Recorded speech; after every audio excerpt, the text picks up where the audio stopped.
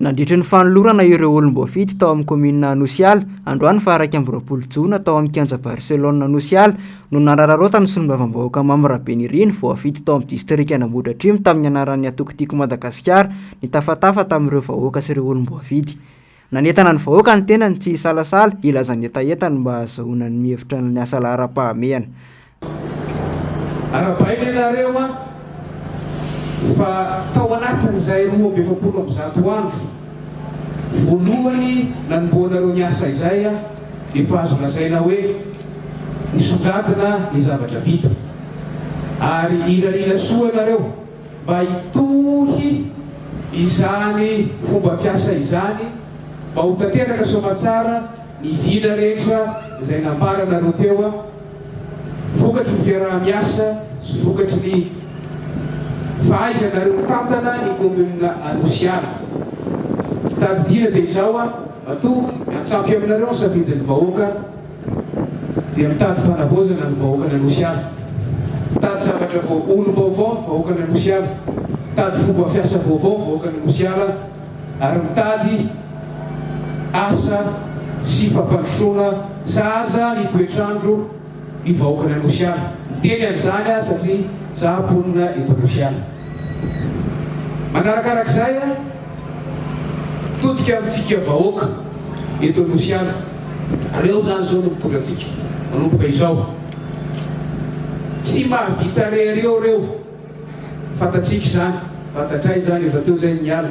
Fa tsy maintsy misy ny fiaraha-miasa. Raha misy ny fiaraha-miasa amin'ny mpiara-miombonantoka rehetra ivelan'ny commune indrindra dia mpiara-miombonantoka voalohany isika ponina. Raha apetraka ny fandaminana ka tsy mankatao fandaminana amin'izy ireo sika dia efa tsy miara-miombonantoka aminy. Raha apetraka ny fitsidika isan-karazany ka tsy manaja sy tsy mifanaja amin'izany isika ponina dia efa tsy miara-miombonantoka aminy. Ary izany no fepetra voalohany ahafahantsika manantena ny fahatanterahany vina izay narosony izy ireo fony izy nanao fampelezan-kevitra ka naka ny safiditsika tamin'ny fifidianana farany teo. Dikan'izany mila mivorona isika ary araka ny lazay teo mila milaza ny zavatra tena marina isika, mila milaza ny zavatra tena izy isika ahafahan'izy ireo mametraka ihany koa ny zavatra tena izy sahaza ny tanànatsika.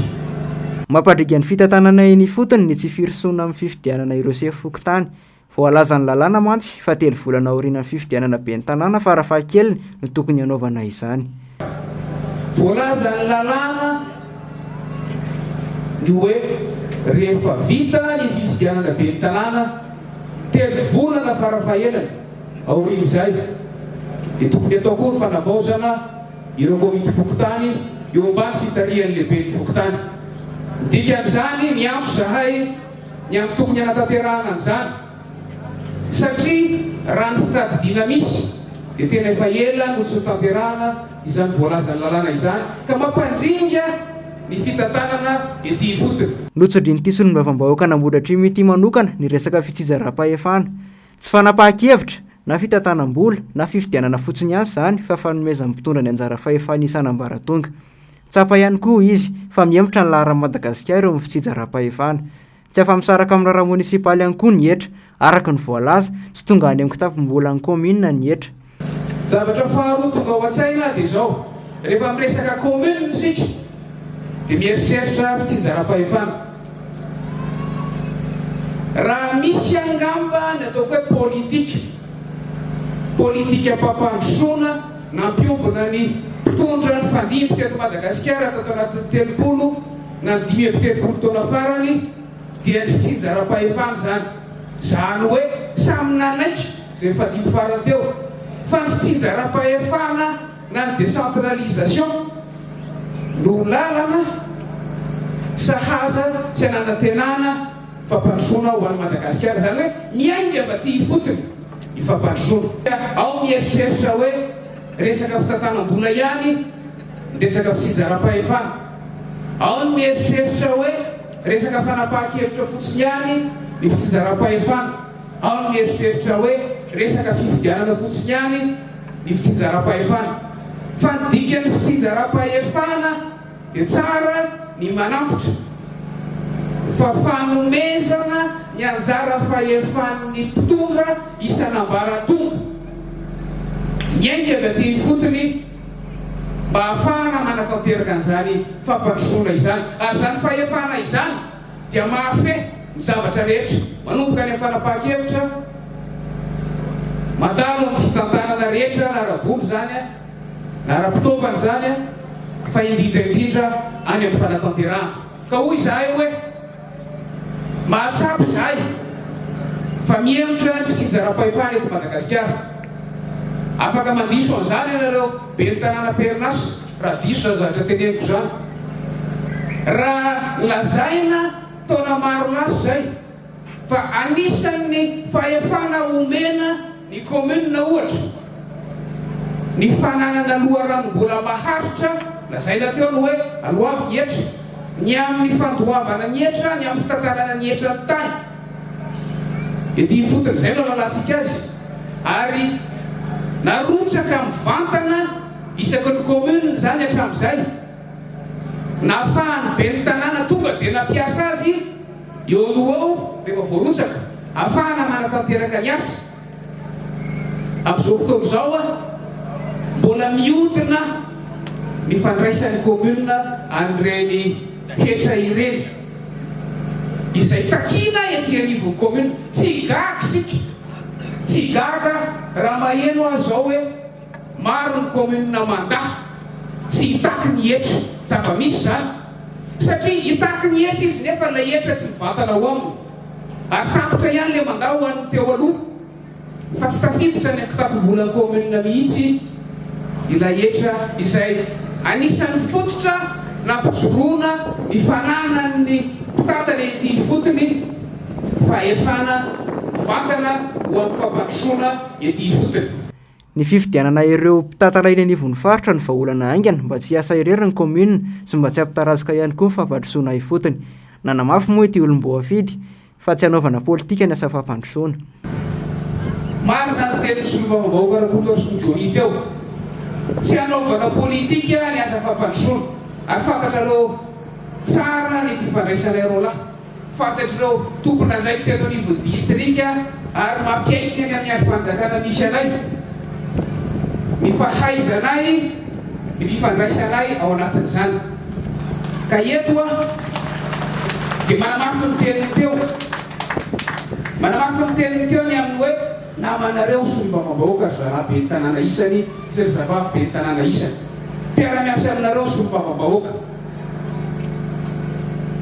ary amin'izany a dia mifanampy amin'ny fanatanterahana ny asa efa nisy ny zavatra fampidinihana bitsopitsihana le matoa be ny tanàna tamiko teo a na laza ny solombavam-bahoaka teo mena varatra makany voanjo sy ny sisiny misy tetezana anankiray izay eo ambatoke eo mampifandray ny commune mahitsy sy ny commune Nosiala ary ny commune Ambohimanjaka efa anisany nodinianay amin'ny rahalahy ny fanatanterahana an'izy io tamin'ny alalan'ny siady fa tsy tratra araka ny fotoana izay nanomanana azy zany tsy tratra tamin'ny fitaovana ny eritreretana azy nampidiriny be ny tanàna Rakotoarnel Vonjy tao anatin'ny vinany zany ary isorana azy satria akoatran'ny commune Nosiala dia mijery ny manodidina izy ary efa niresaka izay amin'ny rahalahy zasy ny maire Rakotoarnel Vonjy fa amin'ny alalan'ny siady dia hanampy amin'ny alalan'ny akora sy ny fitaovana ilaina anatanterahana fanarenana ny tetezan'io ny solombavam-bahoaka voafidy eto amin'ny distrika Ambohidratrimo. Namana mpiara-miasa amin'ireo be ny tanàna ny solombavam-bahoaka hoy ny deputeny Ambohidratrimo satria asa iaraha-manao ny fampandrosoana firenena araka ny nambarany hatrany. Dimy amby dimampolo isanjato ny salan'isana laniny be ny tanàna Rakotoarnel Vonjy ny Joselin avy amin'ny atokotiko i Madagasikara ho an'ny commune Nosiala. Tsy olom-boafidy manao fampanantenana pokaty ny tenany fa mitana ny teny nomeny ary tsy manadino vinanasa nozarainy nandritra ny fotoanan'ny fampelezan-kevitra. 270 andro ny be ny tanàna ny nandray ny asa dia mbola mampanantena fa tsy maintsy ho vita ary tsy maintsy anana ny toerana sahaza azy daholo ny mpivarotra eto Nosiala ary izay nampanantenana tsy maintsy ho tanterahana. Mikasika ny fahasalamana dia tao anatin'izay efa-bolana sy ireo tokony nitondrana izay dia tsy araky ny vina fampanantenana izay naterina hatramin'ny tany amin'ny terain-tany dia mahafaly ihany milaza aminareo fa efa andala-pahananana CSB anankiroa isika ho fanampy ny CSB deo izay misy eto amin'ilay vohatry ny tanàna Nosiala. Ampifaliana no ilazako aminareo aloha fa efa vita soamatsara ho an'ny mponina eto amin'ny Anamondana dia lalana 570 metatra no vita pave eto amin'ny lalany Tsaramanosina Namondana izay mamakivaky ka tonga ny Andranomahery. Faritra Analamanga dia lalana pave mirefy 1 kilometatra no azontsika izay efa andalam-pamitana azy koa azy zareo. Tetikasa izay novolavolainay kosa dia izahay dia nandritra an'izay 2,100 andro zay dia efa nahavita pave beton sy pave mitambatra eo amin'ny manodidina ny 200 metatra eo izahay.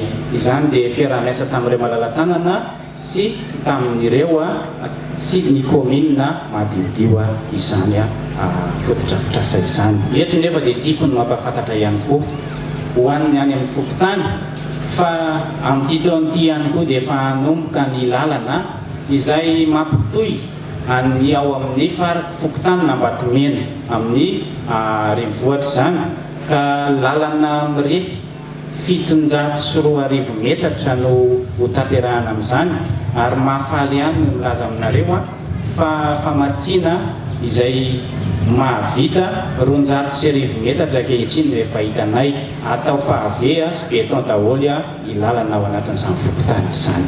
Totosany maraina teo teny amin'ny kianja Barcelona Nosiala ny lanonana ny mahabe ny tanàna any komina Nosiala Andrakotoarinela Vonjinena Joselin. Vahoaka maro nanotrina azy tamin'izany, tonga nanome vonina hatrany fotoana ihany koa ny solombavim-bahoaka voafito tao Ambohidratrimo Mamy Rapenirina. Nisaotra sy nakasitraka sahady ireo vahoaka maro anisan'ny fidy azy izy, eny fa na dia ireo tsy nifidy azy koa ary. Teo ihany koa ireo sefo-pokotany miisa 720 mandrafitra ny komina Nosiala, fa indrindra nisaotra ny atoko politika nanolotra azy izy dia nitiako Madagasikara. Tonga tety atoerana ihany koa ny solotenan'ireo komina 13 avy eo amin'ny distrika n'Ambohidratrimo. Betsaka ireo fanambina petraka eo izy ka hirariana mba hisin'ny fiara-miasa matotra sy ny firaisan-kina eo amin'ny samy tompona andraikitra isan-tsokajany. Miantso ny vahoaka andony hetra ny be ny tanàna mba hahafahan'ny asa mitohy anatrarana ny tanjona dia ny ho komina Nosiala mandry fahalemana madio sy milamina. Koa Nosiala madio milamina no tandritsika. Izany eo atomboko eto amin'ity toerana izay ijoroako ity ny fialam-boly eto amin'ity faritra Nosiala ity dia somary tsy dia mipetraka amin'ny toerana loatra fa samy makamaka ho azy eny amin'ny rehetrarehetra eny ny tanora rehetra dia izay no mahatonga ny tsy fandriam-pahalemana angamba. Mariana fa izao entsika izao dia tafiditra ao anatin'ny fanombohana ny fankalazana ny 520 taona niverenan'ny fahaleovantena ka isy ny fanapohana afomanga ny ariva ary mitohy ka hatramin'ny 520 ny volana Jona izany.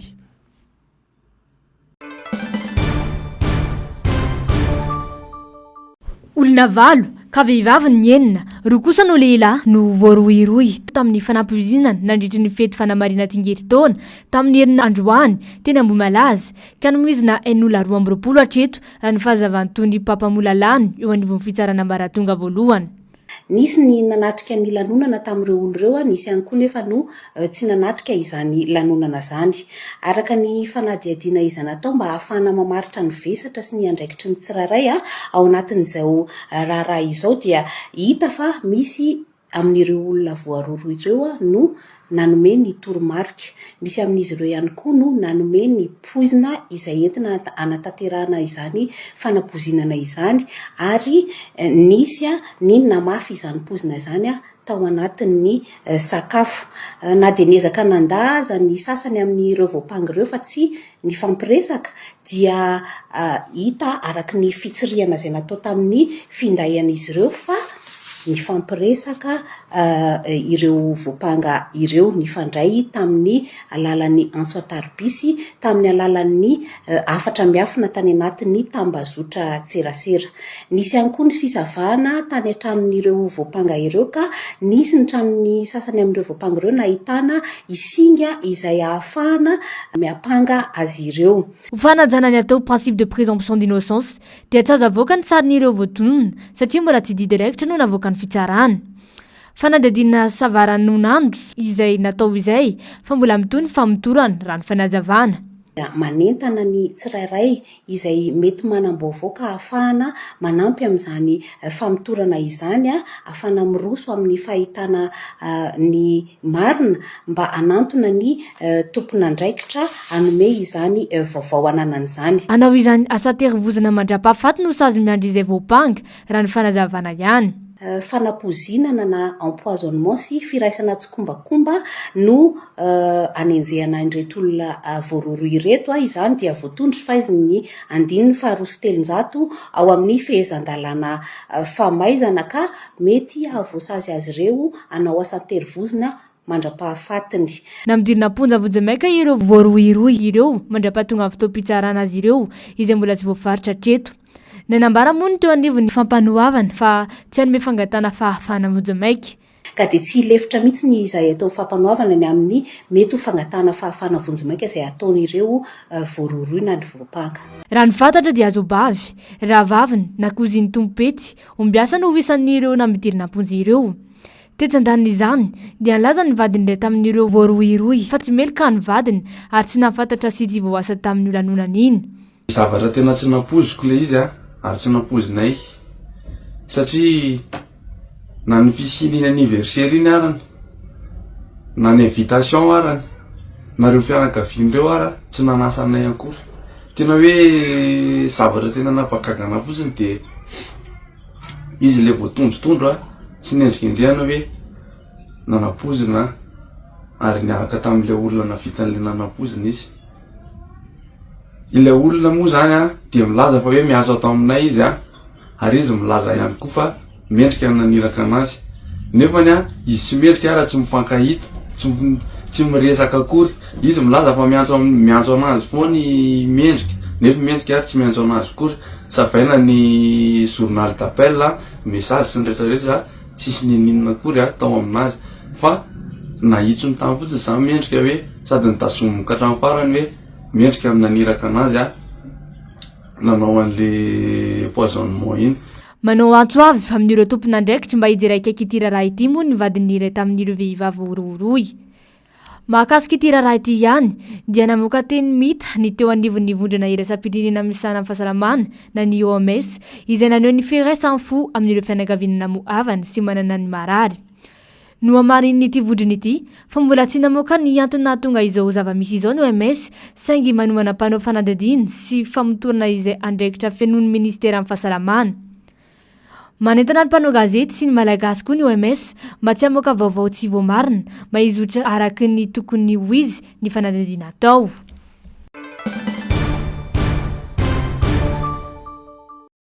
Tsy fiaraha-mitantana no andraindraina ho an'ireo nosy eparsa izay any Madagasikara hoy ny mpanaraka ny raharaham-pirenena. Ny 30 jona ho avy izao moa no hiatrika ny fihaonana faharoa ireo voamera rotonta dia ny Madagasikara sy ny any Frantsa momba ity raharaha nosy eparsa ity. Efa nankatoavin'ny gouvernemanta tamin'ity herinandro ity ny fijoron'ny komity siantifika ambolavola sy andrafitra ny antontan-kevitra ara-tantara ao amin'izany. Tombony ho an'ny Madagasikara ny fahazonan'ny nosy eparsa ho ihany ny fanazavana satria anampy amin'ny fanamorana ny fivezivezena.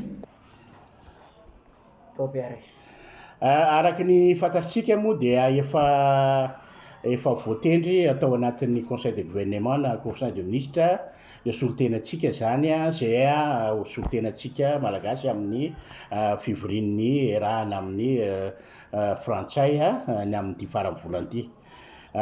Voalohany indrindra dia miaraban'izy ireo aloha ary dia manantena mitodika any aminareo daholo ny mason'ny malagasy telopolo tapitrisa satria tsy hiverim-potsinareo na dia eo ary ny resaka somary hoe mamendrofendro za ohatra mino fa tena tsy hoe feraha-mitatana tsy feraha-mitatana akory no andrandraina fa maninona kosa moa le hoe feraha-miasa azo atao tsara le feraha-miasa satria hatrizay moa zareo frantsay nge reny malala ary izy nge nanao gardien nely zay paritra atsika ka maninona moa raha mba mena tombon-dahany kely izy amin'izay feraha-miasa ary tsika koa mahalala hoe misy moa ny alan-java-boary zay nataony zareo tao mba tsika moa fa lasa lavitra ihany amin'ity resaka momba ny traditionnel iny ty resaka médicinal traditionnel ity dia mba mety misy zavatra mahasoa ary ny tena irariana ao aorinan'ny fiverenan-draleo dia mba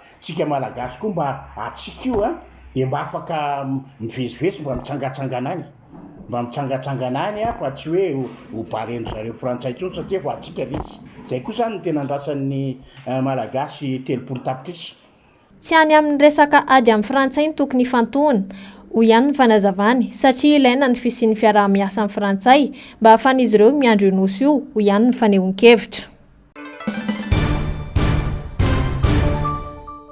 Mpianatra 620 avy any Tolo ihany no mety tsy afaka hiatrika amin'ny fanadina-panjakana bakalorea ka nanao taratasy fitarainana amin'ireo tompon'andraikitra isa tokony ireo ray aman-dreny.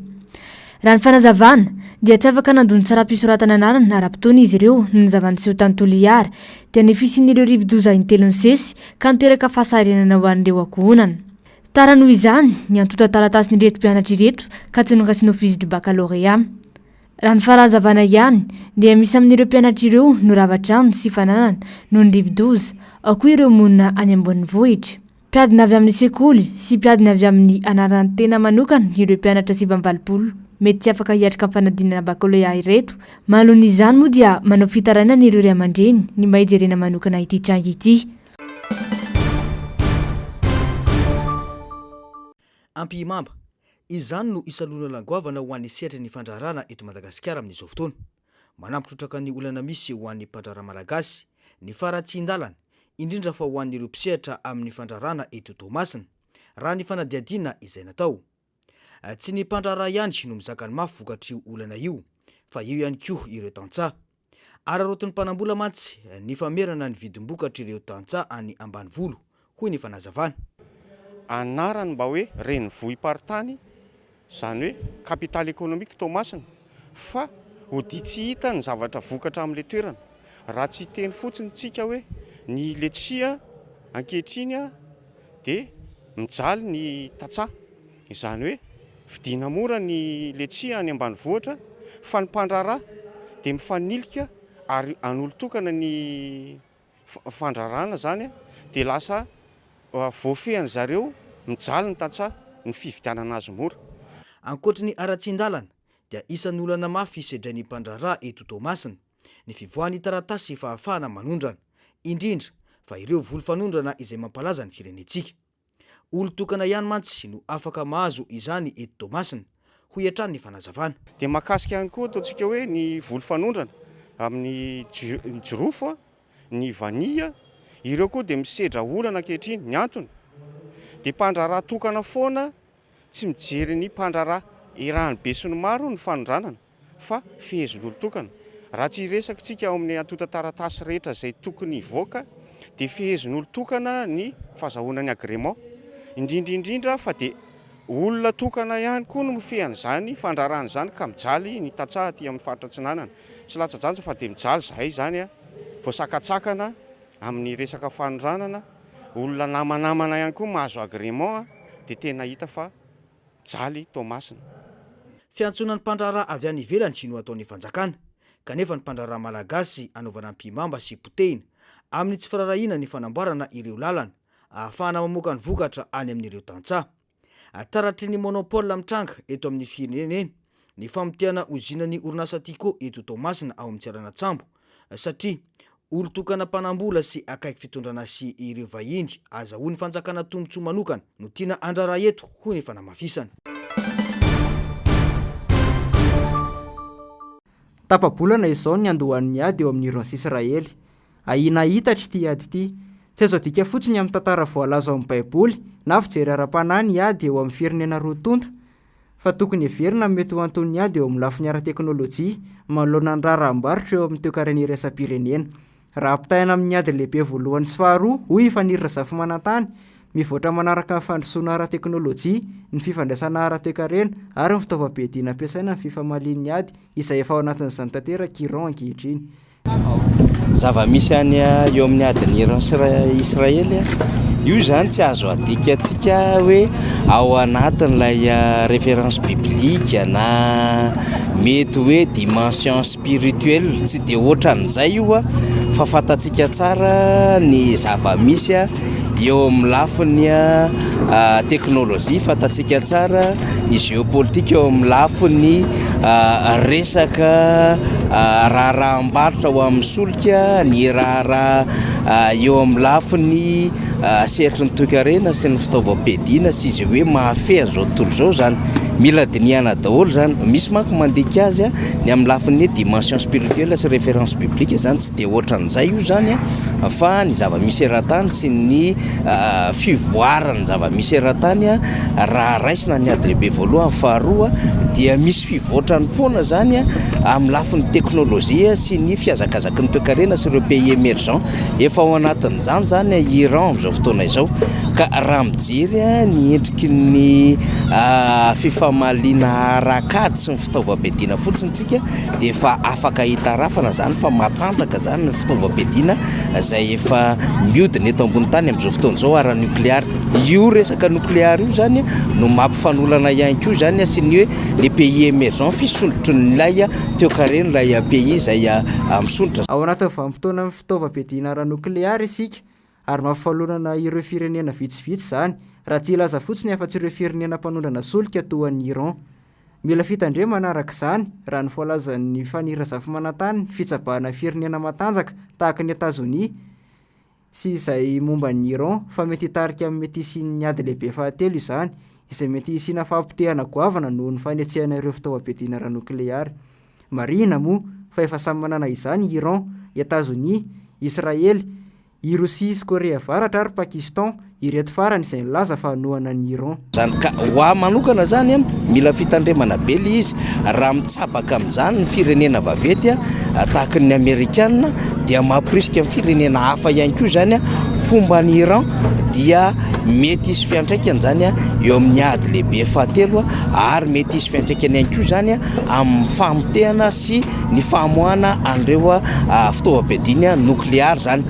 Ary zany zava-misy amin'izao fotoana izao satria samy mandrangarangana zany na ho an'ny Iran na ho an'ny Amerikanina na ho an'ny Rosianina na ho an'ny Korea Avaratra na ho an'ny Pakistan ihany koa zany izay te homba any Iran amin'izao fotoana izao. Saripady io ka ny everisika fotsiny zany dia hoe tokony vaovà manodidina ny olana eo amin'ny Israely sy Iran io.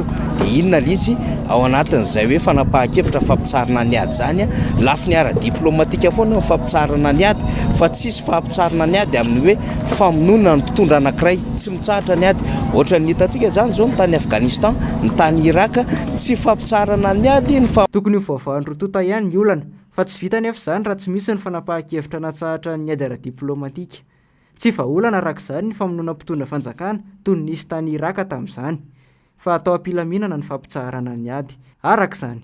Famonoana ny Saddam Hussein na famonoana any Ben Laden fa lafiny ara-diplomatika io. Zay zany tokony ketrehana zany amin'izao fotoana izao.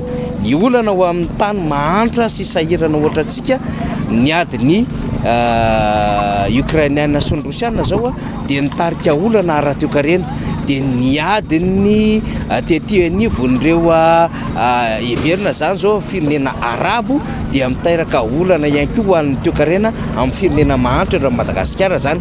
Mila miomana antsika satria manana ianty-herantsika amin'ny mety hisy fiantraikany aty amin'ny tany mahantra atao amin'ny Madagasikara ireo ady misy manerana an'izao tontolo izao toy ny ady eo amin'ny Rosia sy Ukraine izay miteraka voka-dratsy eo amin'ny toe-karena. Koa mila mitandrina sy mandray fepetra isika manoloana izany.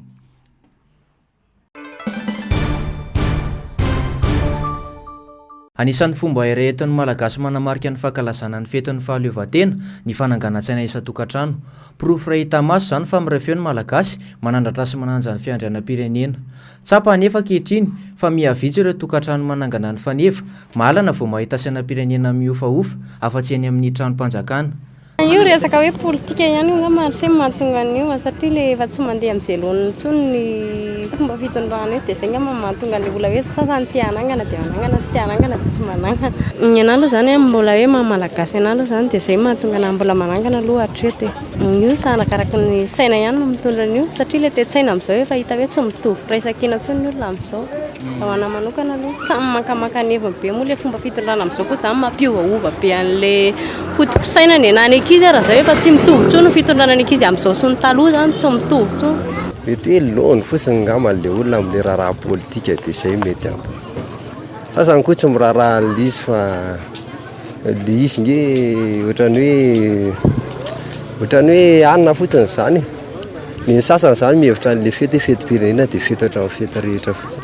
Izay misy nanangana voalokany ane vao premiera dia anatsangana. Zay manaja fotsiny amin'le martyra le taloha hoe izy ary zany mba efa hoe niady. Misy mahasamihafa anazy be satria na le fivoarana raha tsy mitovy amin'ny taloha zao na ny arendrina ary efa misy le vita sinoa. Dia ny taloha ny mbola manaja le arendrina le miaraka amin'ny labozia. Dia izao efa le vitsy kely sy zany raha hoe hanao an'izany ary taloha. Raha hoe hanao amin'izany amin'izao. Maro ireo antony mahatonga ny fahalainan'ny mponina. Hoy hatrany ireo olom-pirenena sendranay, isan'izany ny fiakaran'ny vidim-piainana. Sahirana ny malagasy mitady ny hohanina isan'andro ka tsy mahafoy vola intsony hividianana sainam-pirenena. Mangony fotsiny ny resaka politika mankaleo ny mponina, seho ivelany fotsiny ihany mantsy ny fitiavan-tanindrazana lazain'ny mpitondra. Hoy hatrany izy ireo kanefa saritsary-pahaleovan-tena no misy eto. Amin'izao tsy nefa tsy dia raha le isony le olona satria le vidim-piainana sarotra be dia le hitanao miady amin'ny kapoaka ny olona zany dia sahirana amin'le fitadiavana amin'ny andavanandro. Nefa ny tokony hoe atsangana satria maha-malagasy ianao dia mila manana zo ianao hoe nahazo fahazavona nahazoana amin'ny fahaleovan-tena dia mila atsangana ny saina rehefa vainy tsisy zo ohatr'izao.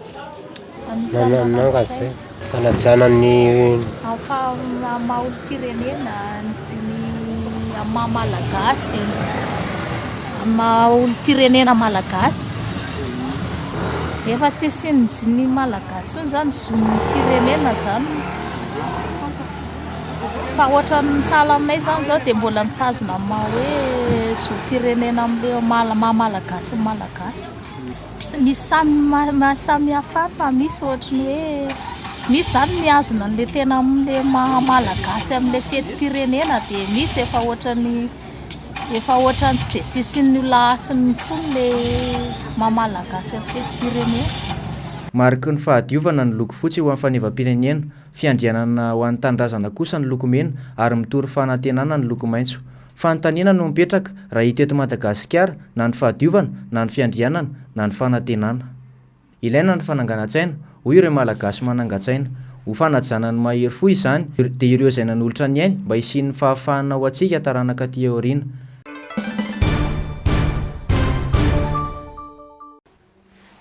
Voasazy roapolo taona hatranomaizina ny filoha Toniziana teo aloha Monsef Marzouki araky ny fanapahan-kevitry ny fitsarana Toniziana nivoaka omaly. Tsy navoaka tamin'ny fomba ofisialy ny vesatra hiampangana n'ity filoha Toniziana teo aloha ity fa ny any fantatra dia voalazanao asa manotoina ny fiarovam-pirenena ny tenany. Tsy teo anatrehany no namohana ny fitsarana ny didy. Manao sesitany ny tenany any Barim Marzouki amin'izao fotoana izao. Izy no tanany fitondran'ny taon'ny Tunisia tao anelanelan'ny taona 2024 sy 2024 taorian'ny revolisiona namaranana ny fitondrana jadanana nataon'ny Zain El Abidine Ben Ali. Taorian'ny sazy vaovao io dia naneho hevitra tamin'ny tambazotra sosialy Marzouki ka nilaza fa tsy manan-kery ny didy ary nilazany fa fitsarana politika tsotra izao natao taminy. Araky ny filazany dia anampenambava ny mpanohitra sy amalinan'ny sain vahoaka amin'ny krizy ara-toekarena sy ara-tsosialy alovan'ny firenena izao zavatra ataon'ny fitondrana Tunisiana izao. Tsy voavoalohany no voasazy Marzouki. Tamin'ny taona 2024 dia efa nahazo sazy efatra taona an-tranomaizina izy noho ny fanakinana nataony tamin'ny fikarakarana ny fionamben'ny francophonie tany Tunisia. Ny amin'ny sazy 20 taona hatranomaizina izany tamin'ny taona lasa. Raha tambatra, mihoatra ny 30 taona hatranomaizina no sazy nomena azy. Mitombo ny famoretana ara-politika ao Tunisia hatramin'ny fotoana nitondran'ny filoha Kais Saied ny taona 2024 sy ny nanitsahany lalam-panorenana ka nitantanan'ny firenena tamin'ny alalan'ny didy tsy volana. Napangain'ny mpanohitra omeroso amin'ny fitondran-jado ny Tunisia ankehitriny. Ankoatra ny filoha teo aloha, dia voasazy 12 taona hatranomaizina noho ny raharaha famohitsam-bola Issa Biatig mpitarika ambony ao amin'ny antoka Ennahda. Maneho ahiahy ireo fikamana iraisam-pireneny toy ny Amnesty International sy Human Rights Watch manoloana izao fanenjehana mpanohitra ny Tunisia izao. Nambaran'ireo fikamanan'ireo fa mitohy ny fanakanana sy fahalalana ao Tunisia ary lasa fitaovana politika ny fitsarana any an-toerana.